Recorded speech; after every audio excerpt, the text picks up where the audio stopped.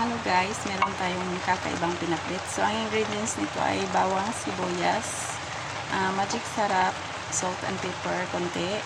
Tapos, squash, ampalaya, kamuti leaves, tapos, hipon, shrimps. Yan. Hiniwa ko na ang hipon guys. Yan. Hiniwa ko na kasi para distributed. Hindi lang yung ilang tao lang makakain. Tapos, meron tayong okra. Yan. Tsaka sitaw or string beans. So, yan lang ang ingredients natin guys.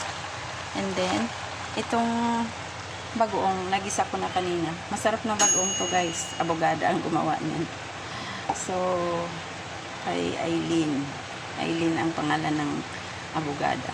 So, binigay lang to sa amin. So, meron, ginisa ko yung giniling na karne.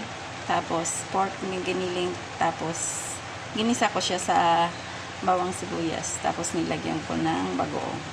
Tapos sinabawang ko ng sabaw ng adobo. O diba kakaiba? Pinakbit tapos may sabaw ng adobo. Tapos syempre, magic sarap. So ibuhos na natin guys. Para masarap na ang lasa.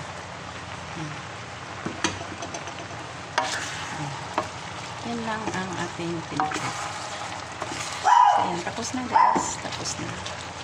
So, masarap na yun guys kasi templado na lahat. Thank you so much guys for watching. Papatayin ko na yung video kasi baka tatahol na naman yung asa.